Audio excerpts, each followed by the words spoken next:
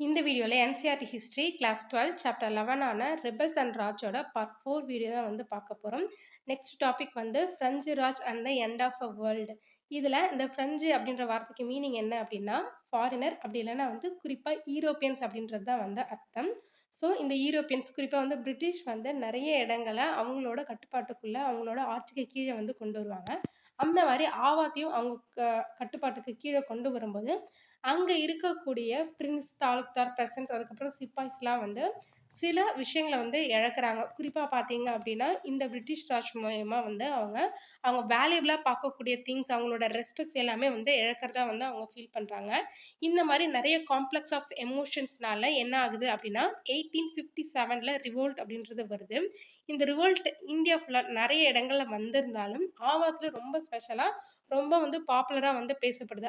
அதாவது அந்த ஆவாத்ல பண்ணக்கூடிய அந்த ரெசிஸ்டன்ஸ் அப்படின்றது வந்து ரொம்பவே வந்து பாப்புலரா இருந்தது. இதுக்கு நெறைய ரீசன்ஸ் வந்து சொல்றாங்க. என்ன அப்படின்னா, இந்த பிரிட்டிஷ் அதாவது அந்த ஃப்ரங்கிராஜ் அப்படின்றது வரும்போது, அவங்க வெறும் நவாப்ப மட்டும் அவங்களோட கண்ட்ரோல்குள்ள கொண்டு வரல. அவங்க அந்த நவாப்க்கு கீழ இருந்த தாலுக்தார்ஸ், அதுக்கப்புறம் அவங்களோட ரீஜியன்ஸ் எல்லாத்தையுமே வந்து இந்த பிரிட்டிஷோட கட்டுப்பாட்டுக்குள்ளேயே வந்து கொண்டு வராங்க. இந்த தாலுக்தார்ஸ் அப்படின்றவங்க யாரு அப்படின்னா, நவாப்க்கு கீழ ஒரு எஸ்டேட்ட வந்து ஃபார்ம் பண்ணி, அதாவது ஃபார்மிங் பண்ணி பெசன்ட்ஸ் மூலியமா ஃபார்மிங் பண்ணி, அதிலிருந்து ஒரு இன்கம் வந்து ஜெனரேட் பண்ணி, அத வந்து நவாப்க்கு வந்து குடுப்பாங்க. இத இவங்க பண்றதுக்கு இவங்களுக்குன்னு தனியா வந்து ஆர்ம்ஸ் இருப்பாங்க, சோல்ஜர்ஸ் இருப்பாங்க.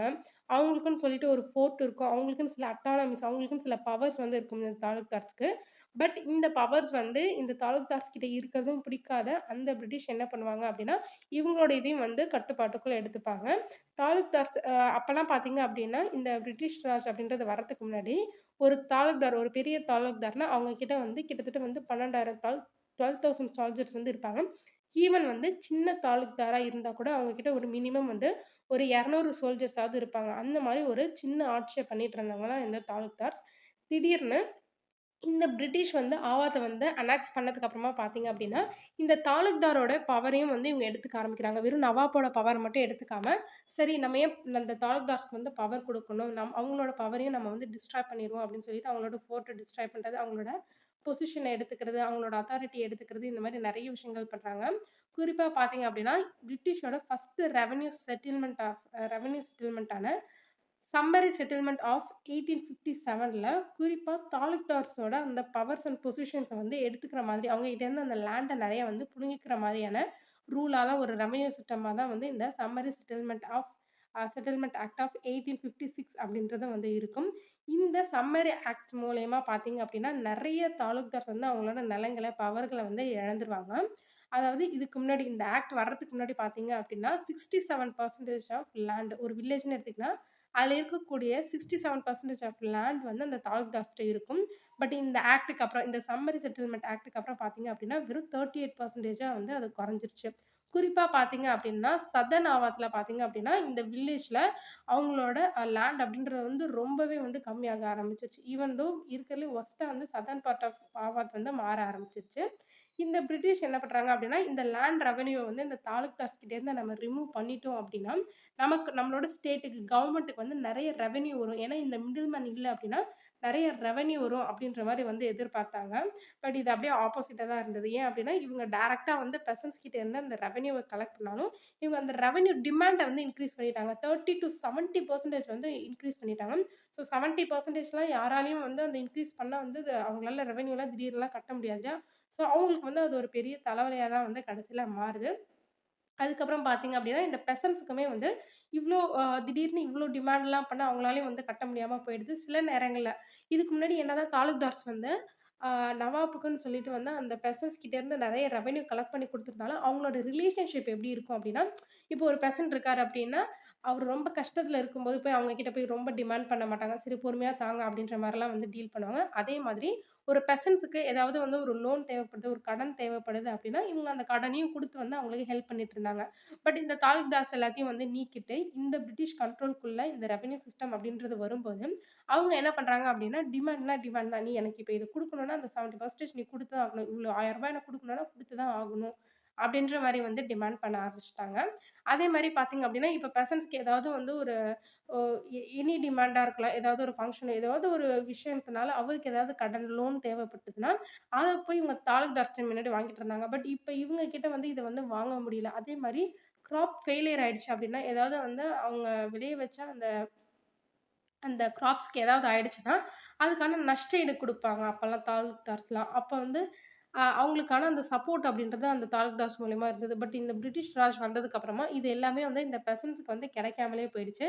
இதனால அந்த ரிலேஷன்ஷிப் அதாவது என்னதான் வந்து ரெவென்யூ இதெல்லாம் போனாலும், அந்த தாலுக்தார்ஸ் கிட்ட இருந்த அந்த ஒரு கம்ஃபோர்ட் வந்து இவங்க கிட்ட இல்ல. அதாவது அவங்களுக்கு தேவைப்படுற நேரத்துல வந்து லோனு, அதுக்கப்புறம் வந்து அவங்களுக்கு தேவையான விஷயங்கள், கொஞ்சம் சரி இல்ல இந்த தடவ என்னால குடுக்க முடியல. அடுத்த தடவ குடுக்குறேன் அப்படின்ற மாதிரியான எந்த விஷயமும் வந்து இந்த பிரிட்டிஷ் ராஜ் கூட இவங்களால வச்சுக்க முடியல. அது பெசன்ட்ஸ்க்கும் கஷ்டம்.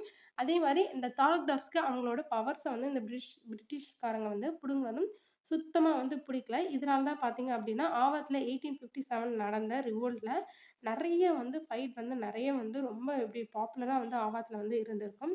அதே மாரி பார்த்தீங்க அப்படின்னா, ஆவாத்ல இருக்கக்கூடிய நவாப்ஸ்க்கு அவங்களோட தாலுக்தார்ஸ் வந்து நெறையவே வந்து விசுவாசமா இருந்தாங்க. அதனால அந்த நவாப்ஸ்லாம் என்ன பண்ணாங்க அப்படின்னா, அ லக்னோவுல இருக்கக்கூடிய பேகம் ஹஸ்ரத் மஹால் அதாவது இது வந்து நவாபோட ஒய்ஃபோட மஹால் அப்படின்ற மாரி வந்து சொல்றாங்க. ஸோ அந்த மஹால்ல அவங்க எல்லாம் ஒண்ணு கூடி இந்த மாதிரியான ஒரு ரிவோல்ட்டுக்குலாம் வந்து சதி திட்டம் போட்டாங்க அப்படின்ற மாரி வந்து அ கூறப்படுது. இந்த சதி திட்டத்துல பெசன்ட்ஸ், நவாப்ஸ் மட்டும் இல்லாம நெறைய சிப்பாய்ஸுமே இருந்தாங்க. இந்த ரிவோல்ட்ல நெறைய சிப்பாய்ஸுமே வந்து கலந்திருப்பாங்க. இதுக்கு மேஜரா என்ன ரீசன் சொல்றாங்க அப்டின்னா, இந்த சிப்பாய்ஸ் வந்ததுக்கு சொல்றாங்க அப்டின்னா, 1820ஸ்லலாம் பார்த்தீங்க அப்டின்னா, அ ஆக்சுவலி பார்த்தீங்கன்னா, அந்த சிப்பாய்ஸ் இருப்பாங்க இல்லையா? அந்த பிரிட்டிஷ் ராஜ்ல இருக்கக்கூடிய முக்காவாசியான சிப்பாய்ஸ் வந்து ஆவாத்லேருந்து எடுத்தவங்க தான். அதாவது ஆவாத் அதுக்கப்புறம் வந்து ஈஸ்டர்ன் உத்தரப்பிரதேசத்துலேருந்து எடுத்த அ சிப்பாய்ஸ் தான் வந்து அவங்களோட அந்த ஆர்மிலேயே வந்து இருந்திருப்பாங்க.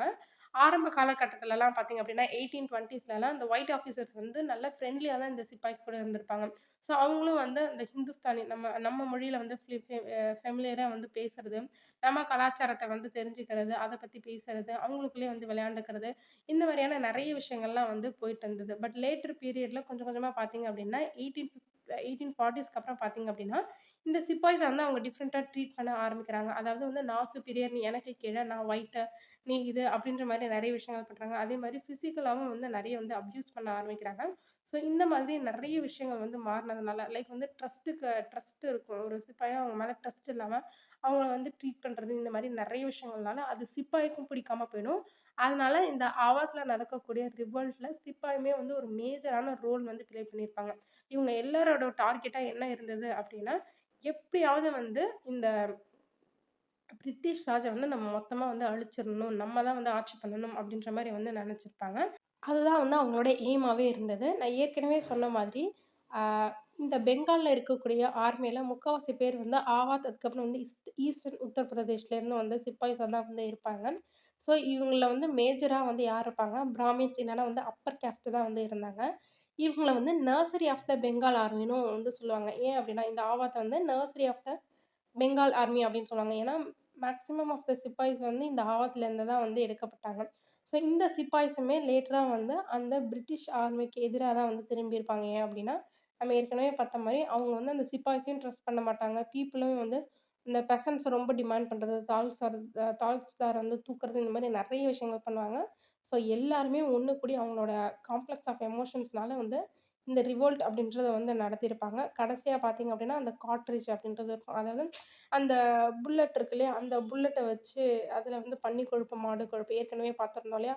அந்த மாரி இஷ்யூஸும் வந்து வரும்போது, மொத்தமா அந்த அவுட் பஸ்ட் ஆயிருவாங்க. ஆல்ரெடி அவங்க மனசுக்குள்ள நெறைய இருக்கும். ஸோ இந்த மாரி நம்மளோட பிலீஃப்ஸையும் வந்து இந்த மாரி பண்றாங்களே அப்படிங்கும்போது, பர்ஸ்ட் அவுட் ஆயி தான் வந்து அந்த ரிவோல்ட் அப்படின்றதே வந்து நடந்திருக்கும். ஸோ இவங்களோட ரிபல்ஸ் வந்து என்னதான் வேணும் அப்படின்றத பத்தி நெக்ஸ்ட் வீடியோல நம்ம பார்க்கலாம். Thank you.